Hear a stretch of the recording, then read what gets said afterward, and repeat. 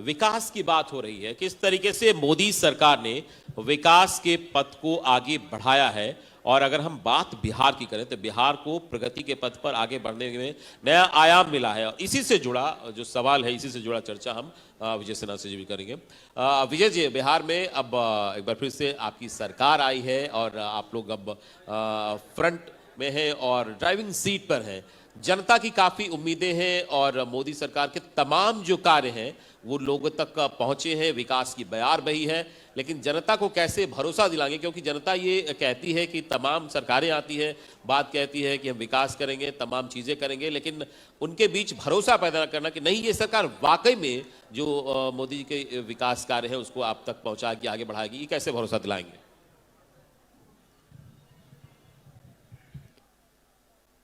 सबसे पहले तो मैं ये बता दूं कि लोकतंत्र की जननी की भूमि बिहार है और बिहार सांस्कृतिक आध्यात्मिक केंद्र भी रहा है, ज्ञान विज्ञान की भूमि भी रही है। और देश के प्रधानमंत्री नरेंद्र मोदी जी जब देश के बागडोर संभालने के लिए जा रहे थे तो गांधी मैदान वह धरती गवाह है कि एक तरफ बम विस्फोट हो रहा था और दूसरे तरफ बिहार बिहारी का विश्वास इतना मजबूत था कि उस मैदान में कभी जगह की कमी नहीं दिखाई पड़ी। ये उस नेतृत्व पर विश्वास था। लोगों ने देखा था कि जो नेतृत्व है 21वीं सदी के भारत का, उनका दृढ़ संकल्प जमीन से जुड़ा हुआ, हर मौसम को देखे हुए और हर परिस्थिति से गुजरे हुए। यह अलग विषय है कि बिहार के अंदर जो विगत कालखंड बीता है, आजादी के बाद बिहार देश के अंदर नंबर 1 स्टेट के रूप में जाना जाता था। लॉ एंड ऑर्डर में, डेवलपमेंट में, एजुकेशन में, और हर बिहारी का मान सम्मान स्वाभिमान के कारण देश सम्मान की निगाह से देखता था। 70 के 75 के दशक के बाद इस धरती से एक बड़ी क्रांति हुई।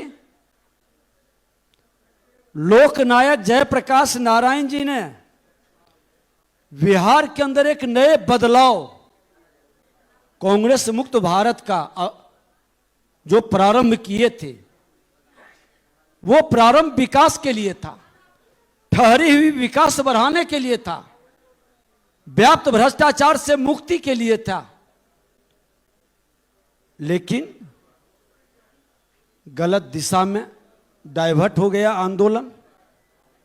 जो आए उस आंदोलन के उपज से निकलकर गरीबों के मसीहा का नारा लोगों ने दिया, लोगों ने विश्वास किया, लेकिन उन्होंने धीरे धीरे उस विश्वास को तोड़ दिया, जंगल राज का माहौल बना दिया। और जब जब करप्शन चरम पर पहुंचता है, प्रशासनिक अराजकता चरम पर पहुंचता है, तो अराजकता का माहौल व्याप्त हो जाता है। आज वो माहौल से बदलाव एनडीए की सरकार आने के बाद 2005 से 10 में स्पष्ट दिखाई पड़ी।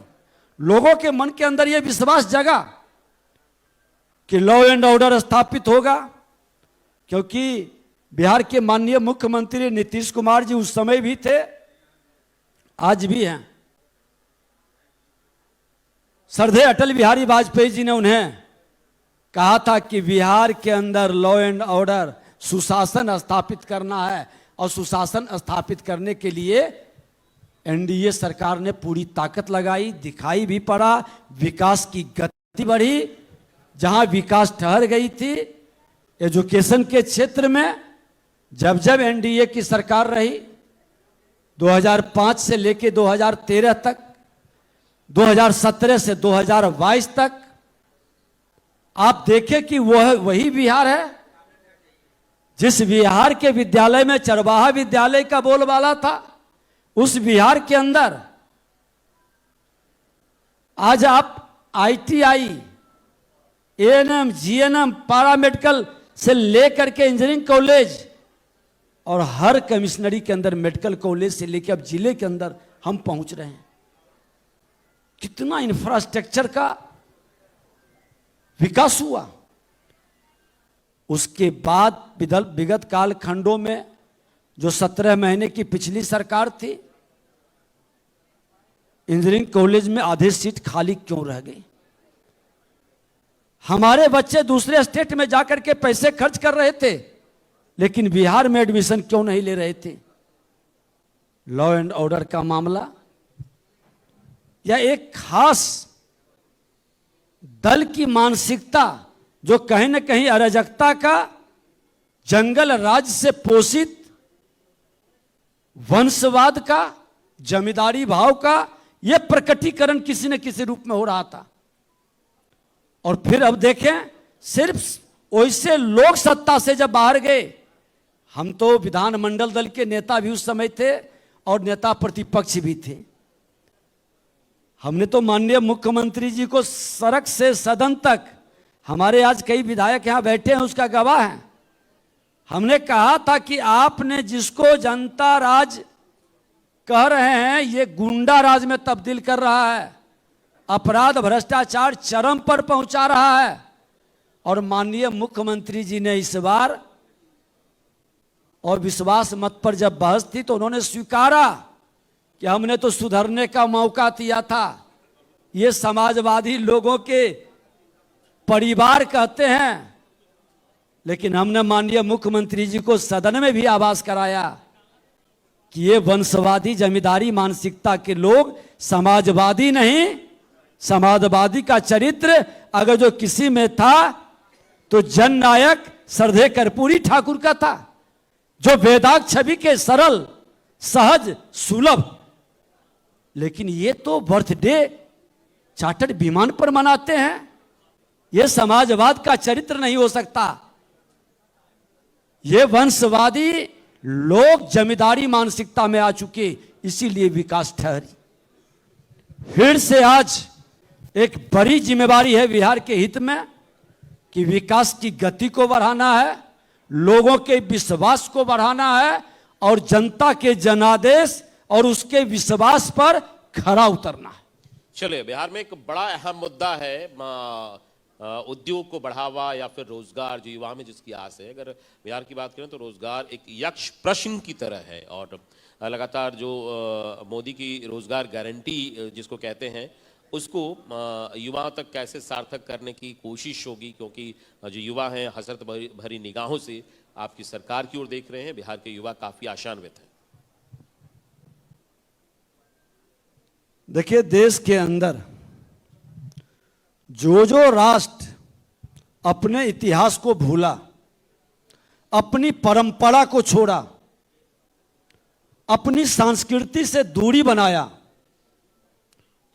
वहां कई समस्याएं एक साथ खड़ी हो गई। बड़ी जटिलतापूर्ण वातावरण में अनिश्चितता का माहौल बना है। लेकिन देश के प्रधानमंत्री नरेंद्र मोदी जी ने अपनी सांस्कृतिक विरासत का ही सम्मान नहीं किए,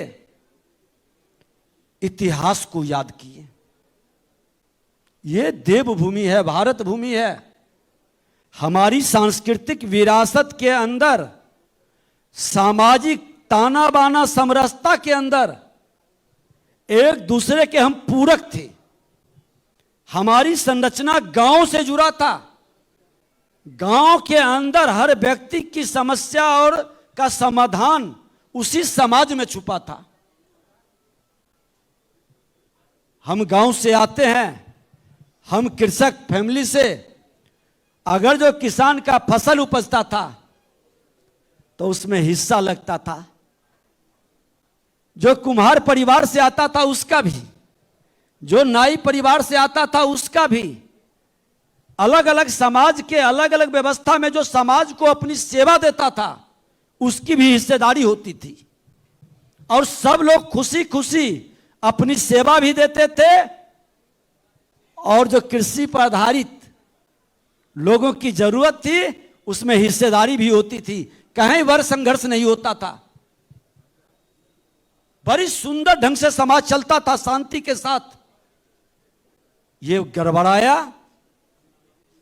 1000 वर्ष की गुलामी के बाद, जब मुगलों की ताकत ने रोनने का, करस करने का, फंसाने का खेल खेला और हमारी आर्थिक संरचना को तोड़ने की व्यवस्था बनाया और अंग्रेजों ने अपने प्रोडक्ट को इंडिया में स्थापित करने का वातावरण बनाया। ईस्ट इंडिया कंपनी हमारे रॉ मटेरियल से जो प्रोडक्शन लाता था वो यहां के लोगों को बेरोजगार कर करके अपने रोजगार को बढ़ाता था। हमारी ताना बाना टूटा, आज उससे हम मुक्त हो रहे हैं। देश के प्रधानमंत्री जी का जो प्रण है कि हम गुलामी से मुक्त होंगे, लोकल और वोकल के माध्यम से अपने प्रोडक्शन को एग्रीकल्चर आधारित लघु कुटीर उद्योग को बढ़ाएंगे और विश्वकर्मा योजना जैसे माध्यम से अपने छुपे हुए हुनर और कौशल को बढ़ा करके फिर हम एक नया वातावरण की संरचना खड़ा करेंगे। लोग भरमाते हैं, आजादी के बाद वो लोग देश के सबसे बड़े दुश्मन थे जिन लोगों ने समाज के बीच नफरत का भाव पैदा किया, अधिकार का भावना जगाया, लेकिन शायद वो भूल गए कि हमारे संविधान निर्माताओं ने संविधान के भाग 3 अधिकार फंडामेंटल राइट में चित्र किनका लगाया था? भगवान राम का, मां जानकी का, लक्ष्मण जी का। क्यों लगाया था? कि जब भी हम अधिकार की बात करेंगे अपना कर्तव्य और मर्यादा के साथ पालन करने की व्यवस्था बनाएंगे। लेकिन वो चित्र को लोग नहीं देखा, संविधान में वो चित्र था, वो चित्र को ही हटा दिया, क्योंकि भगवान राम की मर्यादा लोगों को आड़े आ रहा था उसके वंशवादी स्वार्थवादी राजनीति में। और संविधान के भाग 4 में भी फंडामेंटल ड्यूटी, जहां भगवान कृष्ण और अर्जुन का संवाद है कि गीता के ज्ञान के तरह हम ज्ञान कर्तव्य बोध की प्राथमिकता में चलें। देश के प्रधानमंत्री माननीय नरेंद्र मोदी जी ने आभास कराया कि आजादी का 75 वर्ष अमृत काल वेला में अधिकार की लड़ाई में समाज को हमने बहुत लड़ाया, समाज के बीच एक बड़ी खाई पैदा कर दिया, एक नफरत की दीवार खड़ा कर दिया और उस नफरत के जातीय जहर के लहर के कहर में हमारा बिहार सबसे ज्यादा प्रभावित हो गया। बिल्कुल बिहार प्रभावित हुआ है, लेकिन बिहार के विकास के लिए बड़ा जरूरी है।